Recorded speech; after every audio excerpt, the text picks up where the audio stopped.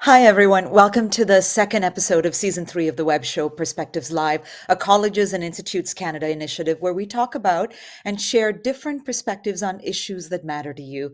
The title of today's episode is Are We Ready for Net Zero? On the show, we'll look at how colleges and institutes can ensure that industries, skills, learners, and the economy are better equipped to face the challenges of a net zero future. I'm your host and moderator, Manjula Salvaraja, and I wish to acknowledge that this episode of Perspectives Live is being produced and broadcast from the traditional and unceded territory of the Algonquin Anishinaabe Nation. Now, before we get started, CICAN would like to recognize the ongoing contributions of its corporate partners, BGIS, TD Insurance, and Scotiabank, who support the organization's activities, including bringing you this show, Perspectives Live, in both English and French. And the episode today is also being supported by Impact Climate, a project supported by Environment and Climate Change Canada. We're now joined by CICAN's President and CEO, Denise Amio. Hello, Denise. Hello, Manjula. How are you doing? I am well. How are you? I'm doing fine. Is there any snow in your area of town at all? Not yet, not yet. In fact, it's today. It's raining. It's pouring rain. Oh, okay, well, So I soon, soon. don't know. I, I'm not sure I if like we'll my have. December with a. Me too. I Yeah. like my December with a light dusting of snow too. So now on to the topic at hand.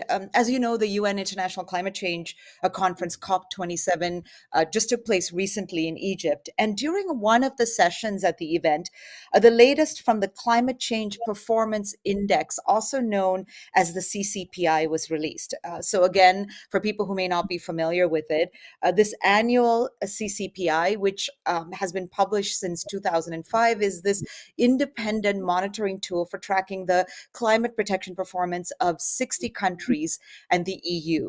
The idea is that it could bring transparency to climate politics on an international level and enable countries to compare their climate protection efforts. Okay, so some not good news from the index. Canada ranked 50, 58 out of 60 countries. So there's work to be done here. Which brings me to today's show, Denise. We're talking about net zero, specifically what it'll take to get there. Why is it important to think through the roles of colleges and institutes in this transition? I believe, Manjula, colleges and institutes are part of the solution. We make up the largest post-secondary network in the country. In fact, there are over 140 publicly supported colleges and institutes in our network, with a total of nearly 700 campuses located within 50 kilometers of over 95% of Canadians and over 86% of Indigenous people. So when I say we are part of the solution, you can easily see it because when we talked about impact, the reach and potentials of our network is unmatched. So we are in a good positions to take this on. And in areas like climate action, skills development, gender equality, our members are guided by the United Nations Sustainable Development Goals. And because we ensure that we contribute to positive change for people, communities, and the planet. And in fact, much of our advocacy work is directly related to maximizing the impact of our network to make progress towards the Sustainable Development Goals, including action on climate change. 700 campuses across Canada training young people, doing research. I mean, there's certainly through that an opportunity to make an impact. And on that point of making an impact, I understand that you have an exciting new climate challenge to share with our viewers. Absolutely. It's called Impact Climate, and it is one of our latest projects that aims to raise awareness about greenhouse gases and encourage behavior change to reduce emissions in the college and institute sector. And in fact, the team will be launching a national challenge to encourage everyone on campus to share their ideas. In fact, take a look at this video. Do you worry about climate change? Do you worry that greenhouse gas emissions, the warming of our atmosphere, and changing weather patterns are choking the life out of our planet? Yeah, so do we. That's why colleges and institutes across Canada are starting something big. Something that can change our campuses, communities, country, even the world. For the better, the healthier, the more sustainable. Will you join us? We are starting a multi-year effort to make lasting change. We want to reduce our greenhouse gas emissions and create models that will inspire and make an impact. And we're challenging everyone on every campus to be a part of it, to share your ideas, actions, projects, solutions, how we care for the land, how we get around, what we eat, what we buy, how we create and use energy, what we throw away. We'll reward and recognize your inspiring stories. We'll promote them across Canada so others can follow your lead. On your own, with friends and colleagues, a class, entire departments, students, faculty, employees, managers, we've all got a part to play. Because who better to set an example than the colleges and institutes that are training the people who will lead us into a net zero world. Stay tuned for more on how to be a part of the Impact Climate Challenge. So I hope you liked it. This is just a teaser of what we will be launching in the new year, but I hope it will inspire more climate leaders to think creatively about how we can make progress towards net zero. Well, that's impressive, Denise. I can't wait to see where that goes in the next year or so. Thank you again. I'll be bringing you back in a little while, along with Stuart Cullum, the president of Red Deer Polytechnic. So we'll see you back in the second half of the show. See you later. Right now, let's welcome our first set of panelists.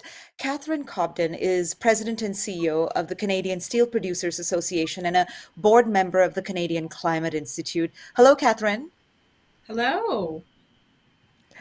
Kehkashan Basu is founder, president of Green Hope Foundation. Welcome. Thank you for having me. And Chris Smiley is head Government Affairs Canada of Siemens Energy. Good afternoon, Chris. Good afternoon. Thank you for having me on today. It's so good to have you all here. Let's jump right into this because I think we have something like 25 minutes and there's so much to talk about. Catherine, I'll start with you.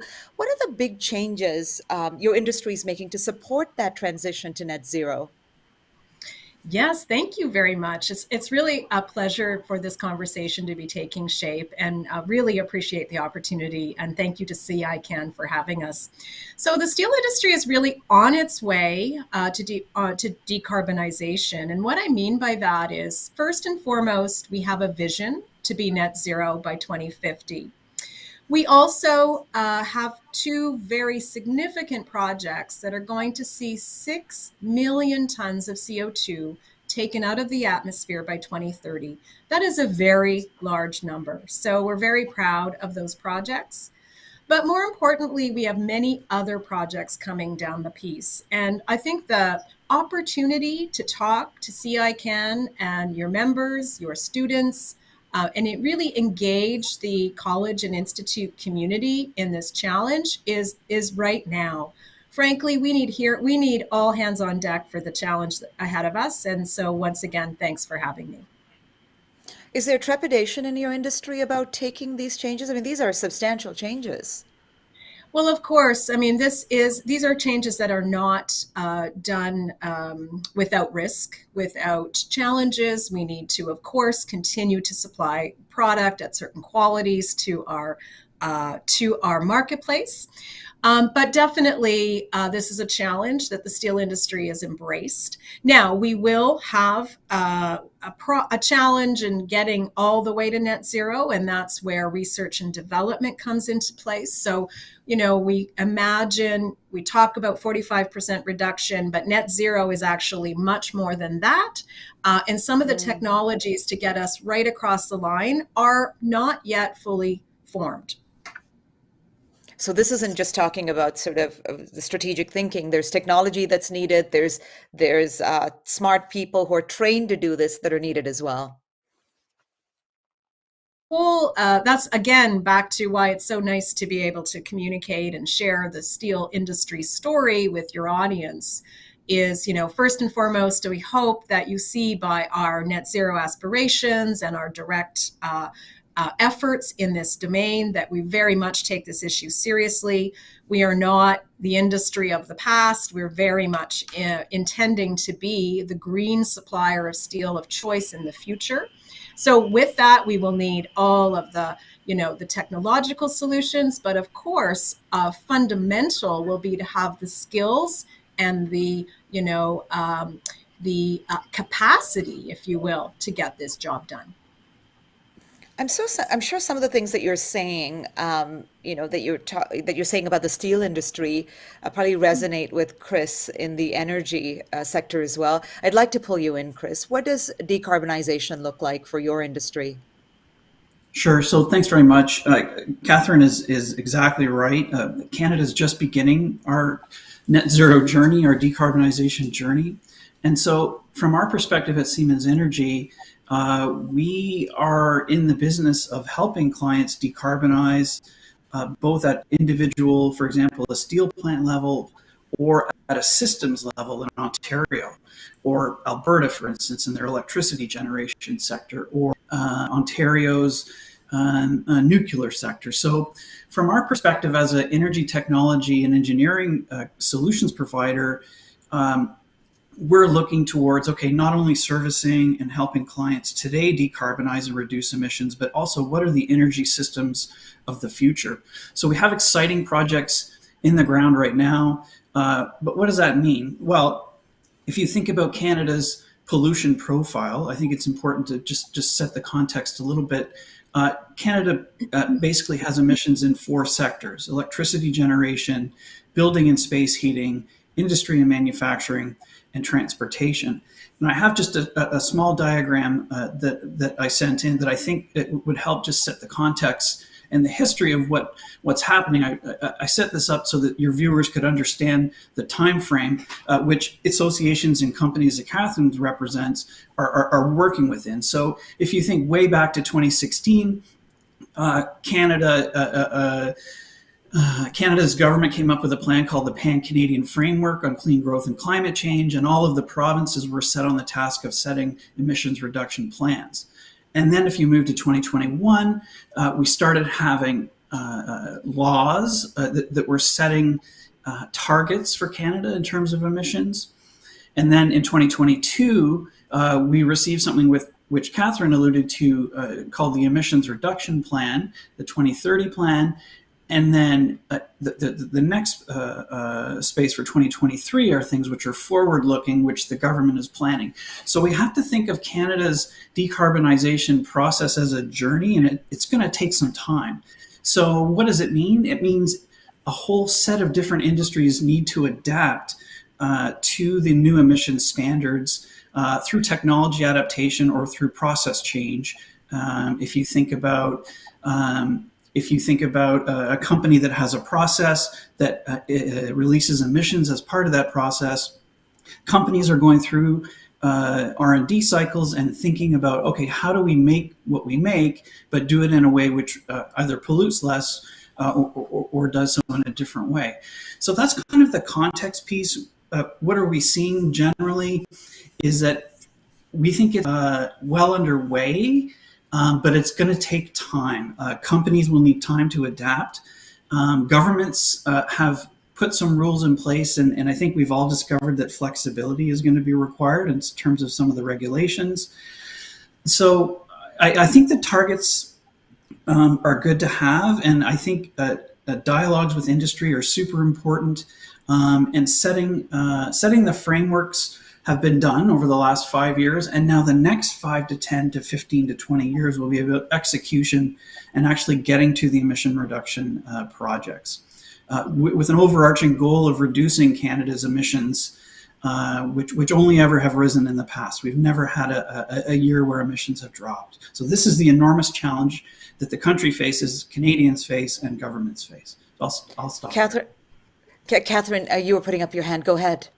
Oh, yeah, just on hot pursuit on one of the points made. I do want to be clear, though, that the steel industry is not only responding to regulations in our quest to become net zero. In fact, there is a significant, requirement, if you will, in social society, in our civil society to do net zero. So while the legislative pieces are in place, in fact, it's the market demand, it's customer expectations, and the expectation of our employees and consumers, et cetera. I just want to be really clear. It's not just a regulatory response that's going on in the industry. Yeah, that's interesting. Point. That's interesting. Yeah, that it isn't just a push by policymakers to make this change happen. Kehkashan, I'd love to bring you in here. I mean, here we have two people from key industries telling us about the big changes that are in the works or they want to see in their sectors. From the efforts that your organization is doing on the ground, can you tell us how best we can train and engage young people in this transformative work? Because I think, we could talk about the need and the barriers for a good 2 or 3 days, but we want because this is a colleges and institutes segment, we want to talk about how we can make young people understand that, engage them in this work. For sure. I think that's a really important question. And, first of all, I'm joining you here today from the traditional homelands of the Cayuga Nation, also known as Ithaca, where I'm an MBA candidate at Cornell University. So I honestly speak from two perspectives, one as a young person and as a student myself enrolled in an educational institution, and as the founder president of Green Hope Foundation. And for us at Green Hope Foundation, for the last 10 years, we have been working on the ground, engaging communities and particularly young people in those communities and providing them with the knowledge and the skill sets to be able to think and act for a sustainable future. And one of the key roles that we see that, colleges, institutions, educational institutions particularly can play is that educating students so that their awareness can set into motion this new consciousness in each home, in each neighborhood, community, where and we really learn to make the right choices and live sustainably. And we've seen, partnering with these institutions across the world, where now we work in 26 countries with over 400,000 people with a very strong base in Canada. We just have seen the benefits of involving young people from that early age of where they are receiving that education, instead of expecting them somehow to know what to do once they enter the workforce. And one of the most important things that we see is that when you provide this sustainability literacy, educating children, young people about moving to net zero, you enable students to really learn about three components. So you have interactions, interconnections, and implications. So then the students are exposed to the interdisciplinary nature of sustainability. So, for instance, the students learn about the human impacts, the science, the technology, the climate mitigation decisions, the impacts of biodiversity loss on the economy, health, and society. And once they're equipped with those skills, they will be able to apply that to their workforce. And given that industries are moving towards net zero at a much faster pace than before, it provides us with the opportunity to leverage all of these different perspectives and skill sets to be able to move to net zero as a society as a whole. I love that point that you mention about sustainability literacy, and that makes me think of this. I'm going to put this question to Catherine and Chris. Do you think that Canada has the talent pool to do what you want to do in these sectors? I mean, we're talking about getting people to understand the depth of the issue from a very young age or when they're at post-secondary institutions. But some of the changes that you're talking about are quite drastic and, if I may opine, ambitious. Do you think the Right. talent pool exists right now? Yeah, so I don't think the talent pool is the issue. I think the issue is attracting people to the industries, especially an industry like ours that's been around a long time. Like, key takeaway I hope from this discussion is this is not yesterday's industry. This is an industry with a very forward-looking agenda. So it's attracting the attention of the talent pool, and that's where I really think the folks at CICAN can be helpful. There's also, of course, other things that go beyond talent that are the barriers. So the access to the resourcing and the good point that was made around it's going to take time.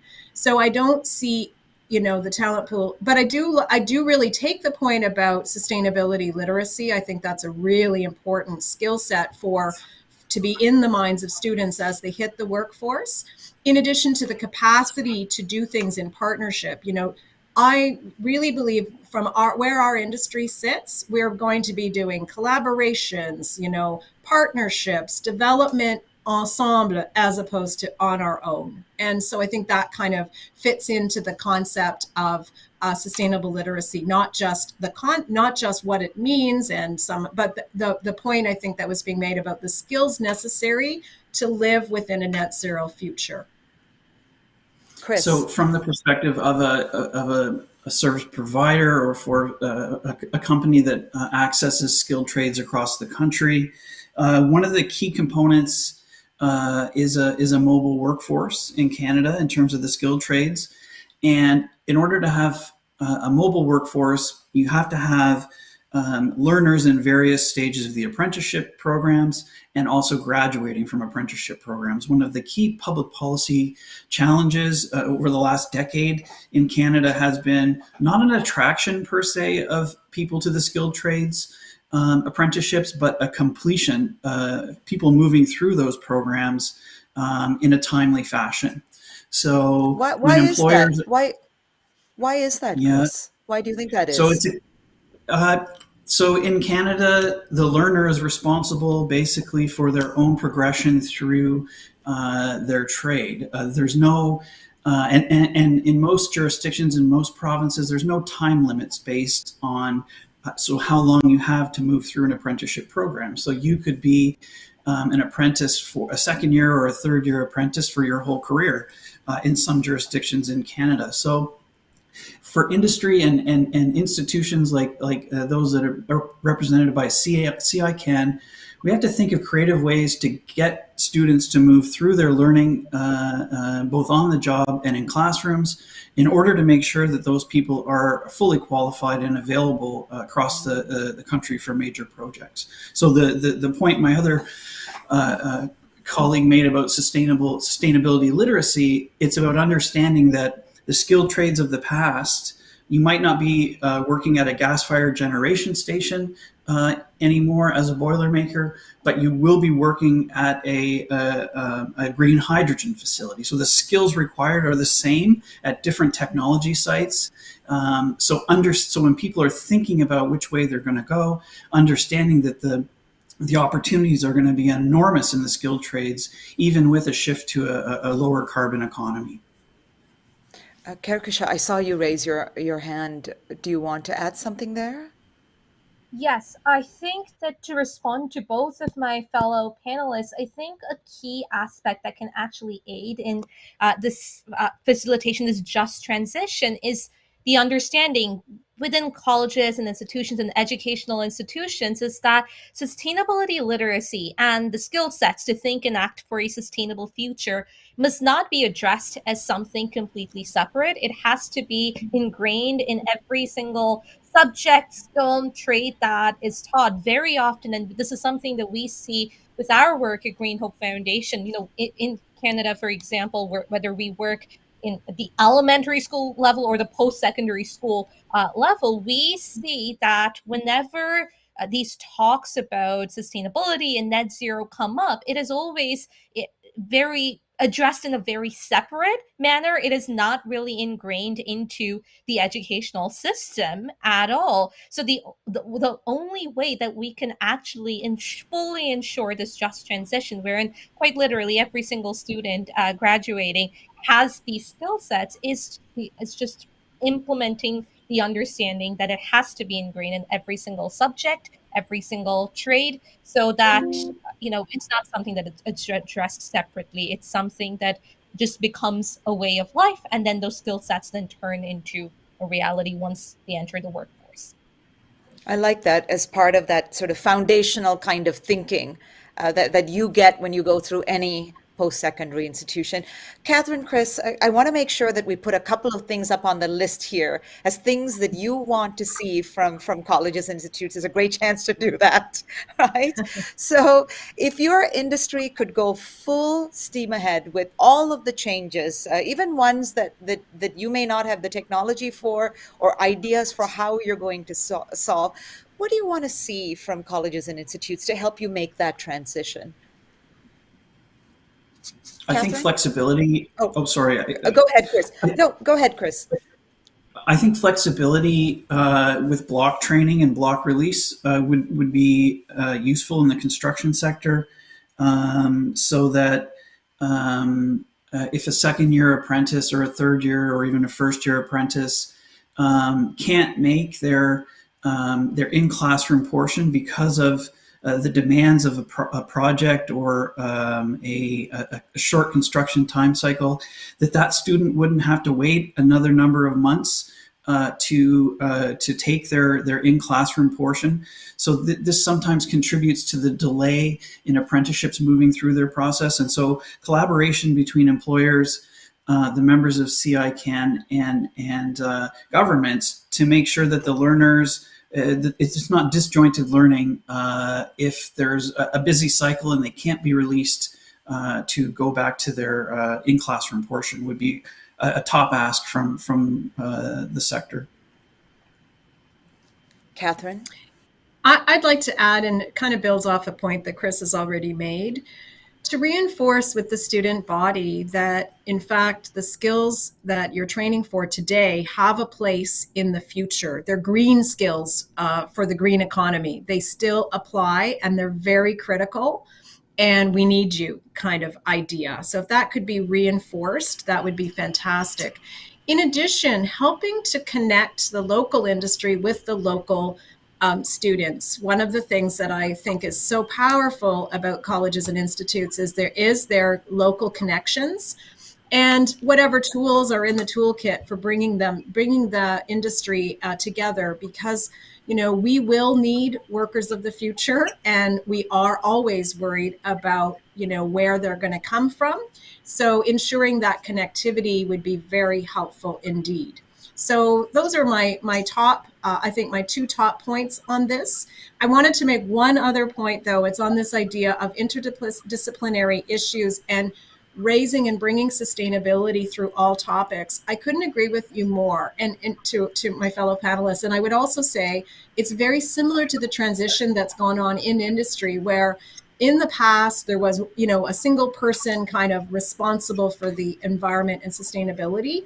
And now from the C-suite on through the management team, through the workforce, the idea of responsibility on the environment is really taking shape right across the system, all employees. So I wonder about this. I mean, if you're telling me that how you make this transition is something that is an active journey that's changing, are you connected to colleges and institutes? Are they set up? Are they listening? Are they able to respond to the changes that you'll be making on an annual basis to, your needs for who you want, what they should know, how your projects work are going to change? Is that connection there? Do you feel that colleges and institutes are listening and responding in time? So I don't know how Chris wants to answer that, but I will say that I think that the point is that the skill sets that are coming out of colleges and institutes right now are going to be the same that we need down the road. The issue is what they're going to apply to. So it's Chris's comment about you might be working on a boiler today, and tomorrow you might be working on a green hydrogen system. But the skills that you have are going to be critical. And by that I mean, especially in the area of trades. So so I don't think there's a problem, so to speak, but it's, certainly we should be doing everything we can to ensure that connectivity is as strong and as possible. And I'm sure that the CICAN folks have a lot more experience than I do of how you make those connections. But all I'm saying is we should double down and ensure that they're made. Chris? Yeah, I would just quickly say that where our manufacturing facilities are in Canada, so largely in Quebec, in Ontario, and a small service center in Alberta, that there are good connections. But you can never reinforce those relationships enough, and so the local colleges do a good job of reaching out to local manufacturers. But there's also responsibilities of employers to put their hand up and to talk about what they're going to need and communicate that regularly. So we've committed in the last 2 years to do that in a better way in Montreal for our manufacturing sites where we build gas turbines. So we have a mix of skilled tradespeople and engineers. But that mix is changing as the facility becomes more automated. So we have to also do a job of putting our hand up and knocking on doors in our local markets. So. Wonderful, wonderful. Kehkashan, you've talked about this idea of building this foundation in everyone that walks through a post-secondary institution. I want to talk for a minute about opportunities. What can colleges and institutes do better to educate young people on the fact that there are jobs here, that there could be opportunities in this net zero transition? For sure. I think one point for definitely is the fact that the recognition that moving to net zero sustainability, it really covers every single subject of the education spectrum. I think that acknowledgement is just absolutely crucial right now. I think the other point that I would like to make is, we very often, and something that we see in educational institutions as well, we often villainize industries because there's the understanding, I guess, is the understanding of what the partnerships with industry and educational institutions can do is really still not there. And I feel that, as speaking as a student myself, I think that needs to be changed. And I think colleges and institutes can play a very big role in bringing about that change so that students do understand that there is opportunity that is there in terms of moving to net zero and doing that by joining the workforce, joining the industry, and creating a better world. And the last thing that I would say is that very often we see that our education systems are still adopt a very colonial approach where we still do not see empathy for people and planet in green, even when we talk about moving towards a more sustainable world. So I think moving away from that, decolonizing that, and moving away from it and adopting a more empathetic approach to teaching sustainability literacy to students in colleges and institutes can play a very, very big role. And I feel that particularly colleges and institutes here have a very crucial role to play because we're quite literally educating our next generation, and that cannot be taken lightly. Thank you. A good point to actually bring more people to the table right now. So hold those thoughts for a few seconds. Let me welcome some leaders from colleges and institutes. Denise Amiot, who was with us earlier, is the president and CEO of CICAN. Hi, Denise. Welcome back. Hello. And I'd also like to welcome Stuart Cullum to the table. He's the president of Red Deer Polytechnic. Good afternoon, Stuart. Good afternoon. Thank you for having me. So I will just say, through some miracle, though I'm afraid to say this because the gods of the internet may hear me, so far this has been an incredibly smooth call. So if at any point, if anyone drops off, we'll just keep going on with the discussion because we have such a wealth of knowledge at the virtual table here. So thank you to both of you for joining us. You've just heard the big ask from industry right here, and also from someone who works closely with young people. What's your response to these asks? Can you respond to these big needs of the future? Are you actively working on them right now? Denise, I'll start with you. Okay, absolutely. Very, very interesting conversation so far. What I would say is that colleges and institutes can help literally in three ways: training, applied research, and our own facilities. And I could even add a fourth one, the students, because in fact, the students are pushing us to go further on the sustainability front.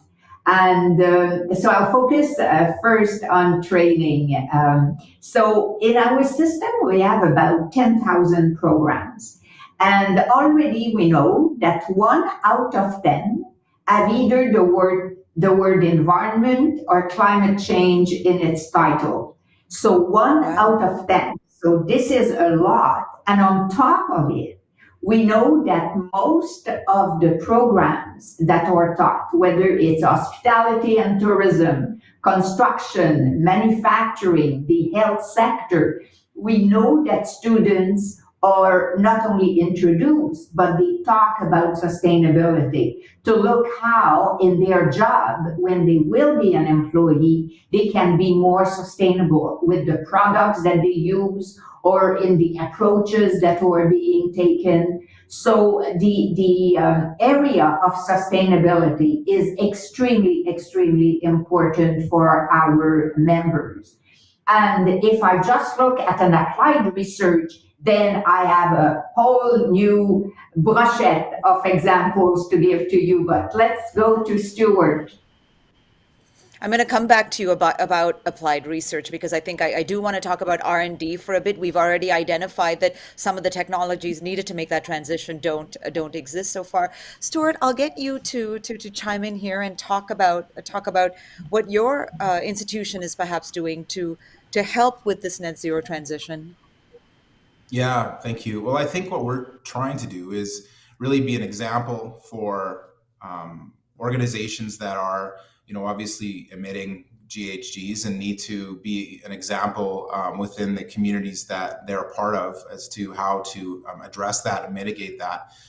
We also recognize that we are an educator and a supporter of industry and addressing some of their challenges. And so, to start, Red Deer Polytechnic has implemented a green campus master plan. And part of that plan has driven a lot of, I think, important behaviors for our institution. For instance, we have set targets around net zero energy by 2031, net zero carbon by 2041. And so those are substantial, I think, moves for our institution and fairly aggressive targets. And we've done some things within our institution to get us equipped and prepared, including putting into place around 4,200 solar panels across our campus. I think that we are probably one of the most solar campuses probably in Canada, if not North America. We also have a 1 megawatt combined heat and power unit. So these two alternative energy technologies are producing approximately 60% of our electricity needs today.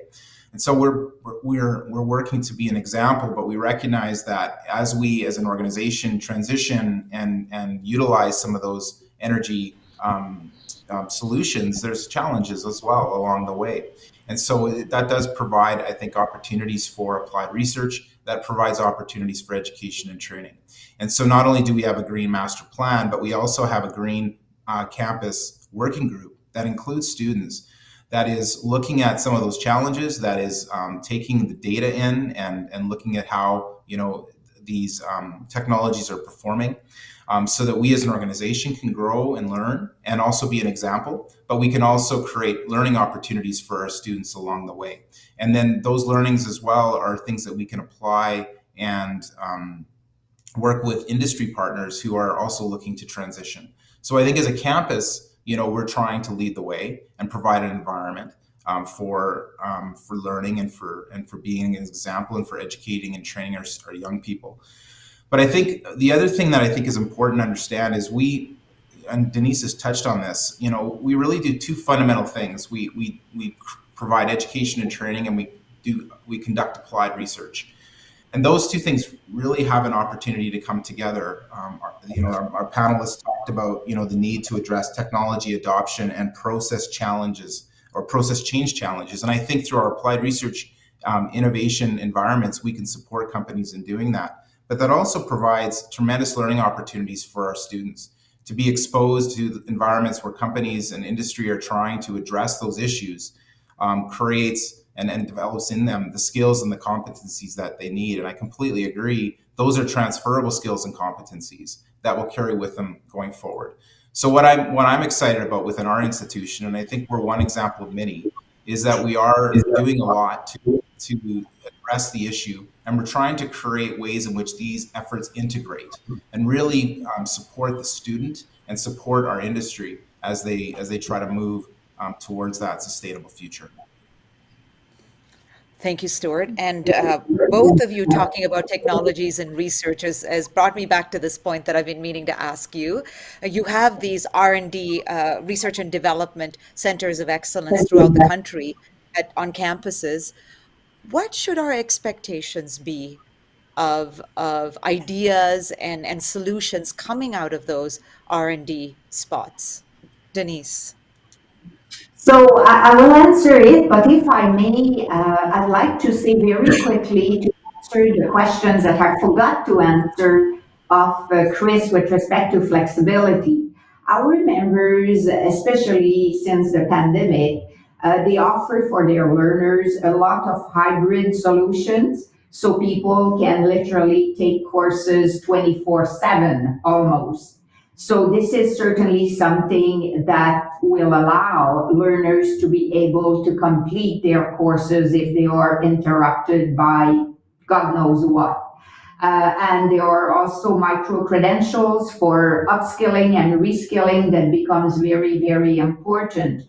And to the point that Catherine mentioned earlier, maybe I'll share something that we did with the forestry sector, because the forestry sector was very concerned about skills and not finding the right people with the right skills. So we literally took our map of all our members and who had programs linked to forestry or sectors that were of interest to the forestry sector, and we mapped it against where there were forestry industry, and whether they were plants or other types of industry, and linking it to what kind of programs were offered. So that's something we could certainly do with you, Catherine, with the steel industry. Now, to coming back to applied research, I will just give two examples very quickly.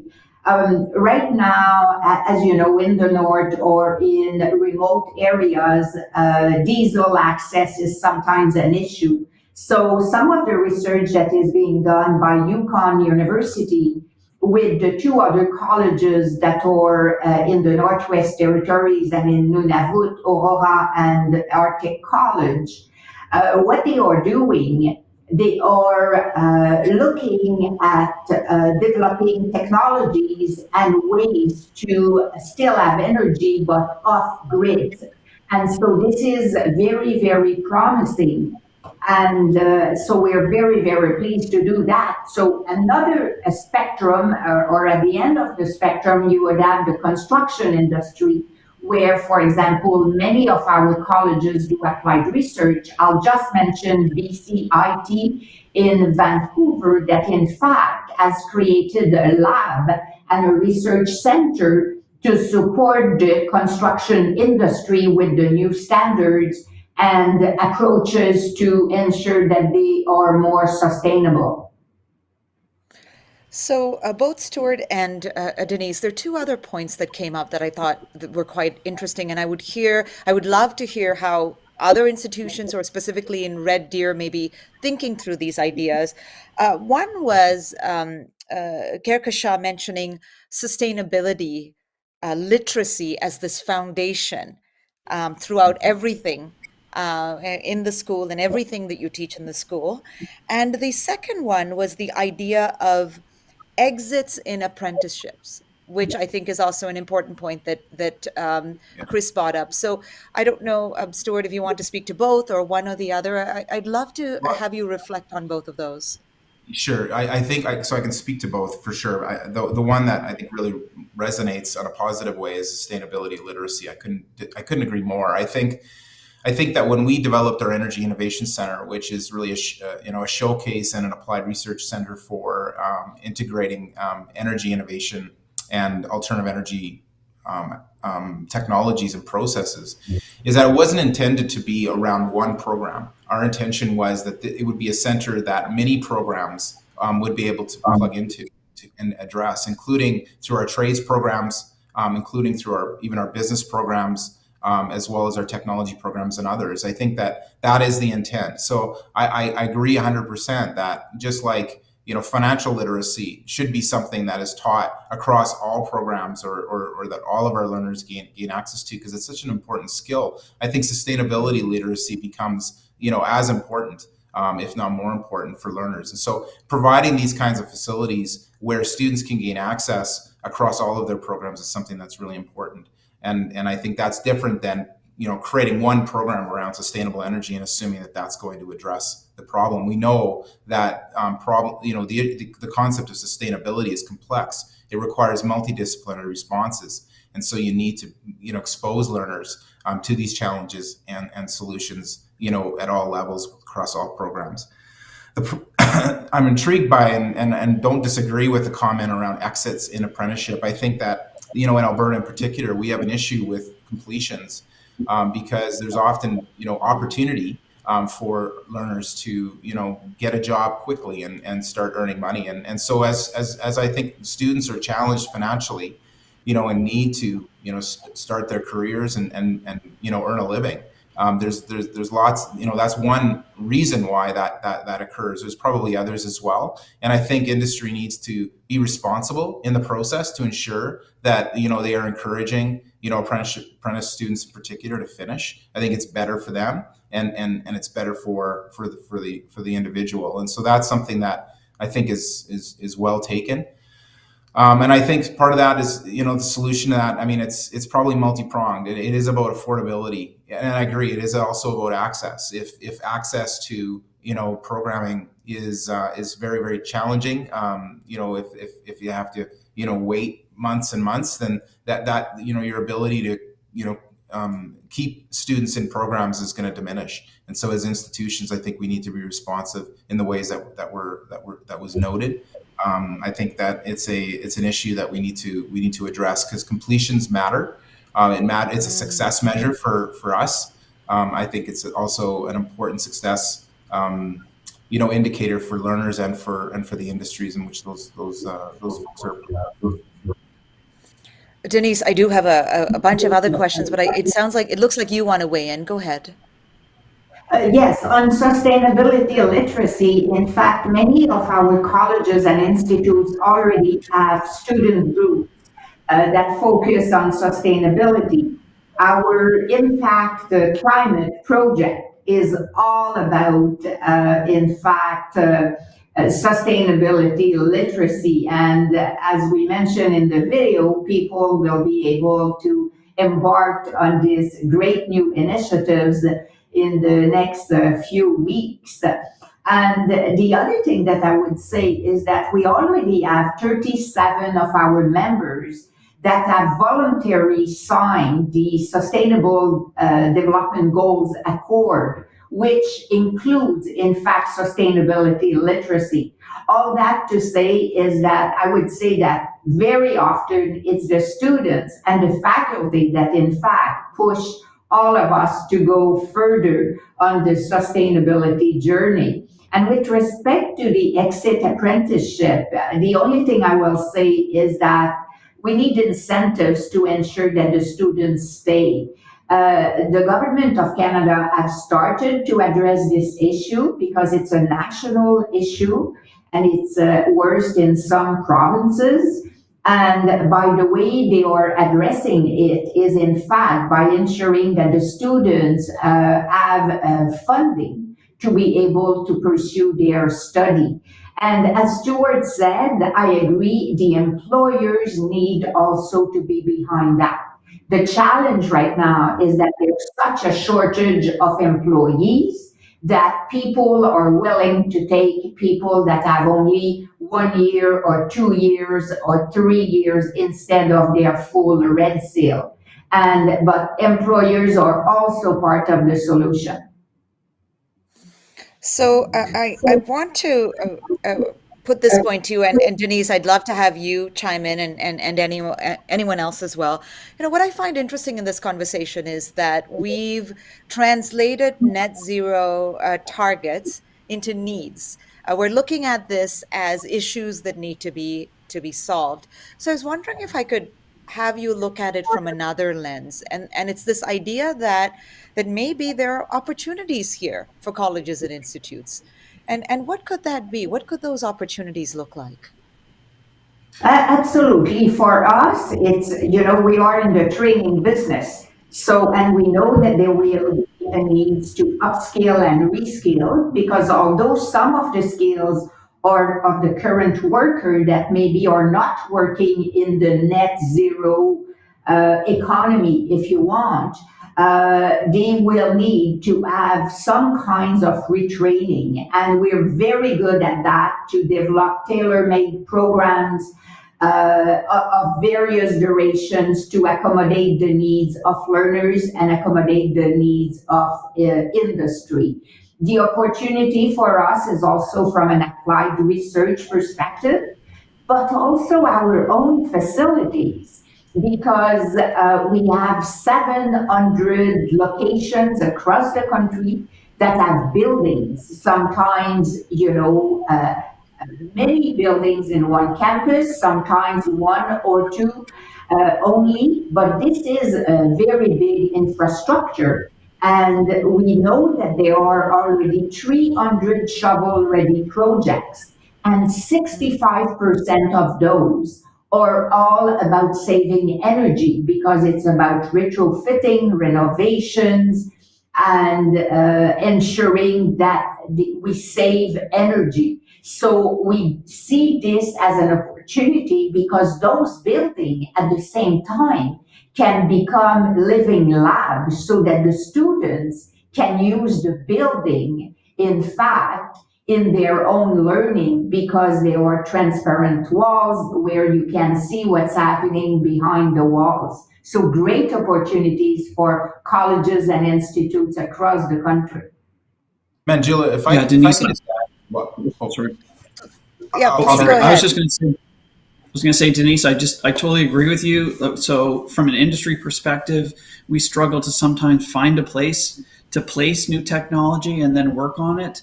There's only so much space at NRC's research facility here in Ottawa, and we're always trying to find space for rig testing with clients. And sometimes it's not appropriate to have it in the client's facility, and we have limited capacity. So this is an interesting point to Siemens Energy that you have facilities across the country. So thanks for explaining that. Sorry, I interrupted you. No, that's good. I love how you picked up on that invitation right away, Chris. Stuart, I think you had something to add as well. Go ahead. Yeah, I was just going to build on Denise's point, and Chris's point is really strong as well. I think that what makes colleges and polytechnics uniquely positioned to address this issue is our focus on practical education and training. We're really here to provide education and training that leads to jobs and that provides value to industry. And there's an important economic value proposition there that's been historical and always there. So the opportunity to integrate environmental and economic sustainability is something that we're very well positioned for. And as we know, industry normally will not apply environmental sustainability solutions unless there are the right kinds of incentives. And of course, there's a social incentive, and I think many companies do it because there's a corporate social responsibility. But there also needs to be an alliance with economic sustainability, because they need to be able to survive and be sustainable, economically. So the opportunity for colleges and polytechnics to really work on solutions that produce both environmental and economic value is something that we're really well positioned to do. And that is also important for learners, because they need to understand how to work with companies in a way that's going to produce multiple points of value, particularly around that alignment of environmental and economic sustainability. And you feel that feedback loop from industry, that you do you feel like, you as the president of a school are tapped into that? Because I think this requires a lot of agility. Do you feel that you're tapped into the Yeah, loop I from mean, we can industry? always do more, but I think that most of our programs have industry advisory committees, and so they guide the Mm. curriculum. And so the important imperative around environmental sustainability often comes from industry, because of the frameworks, as was mentioned, that are in place, because of the legislation that's in place. Industry has to move in this direction, and so they're guiding us through their engagement with us on committees and through our engagement with them. So a lot of that insight comes through industry, as well as through our learners, and the insight that they bring to us in terms of what they expect of us as a learning institutions and what they expect of society. So I think the feedback from industry and the feedback from our learners is really driving our institutions to act in the way in which we operate, in the way in which we develop facilities, act in the way in which we deliver education and training. And of course, the fact that we are already focused on economic drivers allows us to bring those things together in a real practical way, to serve industry and serve society. That's unique, I think, for colleges and polytechnics. Thank you, Stuart. And I think we'll have to leave it there. Kehkashan, the final word goes to you. I think we have about a minute left. You are our youngest voice at this table, and you work with so many young people. In about a minute, can you tell us why it's crucial that we get this right? I think it's absolutely crucial we get this right because it is quite literally our future at stake, not just the future of young people, but the future of all of us and the future of humanity. And from this conversation today, what I've really understood is that partnerships are key, and working with colleges and institutes, industry, people from all sectors, and representing all stakeholders, leveraging those partnerships is absolutely crucial if we are to create a more just and sustainable world. And today's conversation does give me hope for that future because it proves that it is possible for us to work together, adopt sustainability literacy as the norm, and ensure that our young people, our students, are equipped with the knowledge and skill sets to enter the workforce and create a better world for all. Wonderful. Well, I know that you are probably in exam period, so I'm guessing you are, right? So good luck to you, and thank you so much for joining us on the call. And I just want to add that, as always, we invite everyone listening to share your perspectives and questions on today's discussion using the email address on the screen right now. And if you'd like to stay on top of the latest developments in Canada's college sector, don't forget to visit CICAN's News Center and subscribe to Perspectives, the free biweekly e-newsletter. My gratitude to our panel today, Catherine Cobden, the President and CEO of the Canadian Steel Producers Association, Kehkashan Basu, Founder President of Green Hope Foundation, Chris Smiley, Head Government Affairs Canada at Siemens Energy, Stuart Cullum, President of Red Deer Polytechnic, and of course, Denise Amiot, President and CEO of Colleges and Institutes Canada. I do want to say, circle this date on your calendars, folks. The next Perspectives Live episode is on February the 15th. 2023, next year, 2023, we'll be talking about health and safety on campus. And over those months, if you miss us, visit the Perspectives Live webpage where you can watch all of our past episodes. I'm Manjula Salvaraja. I'm going to be wearing the Santa hat for the next second. Thank you for joining us. Stay safe and happy holidays.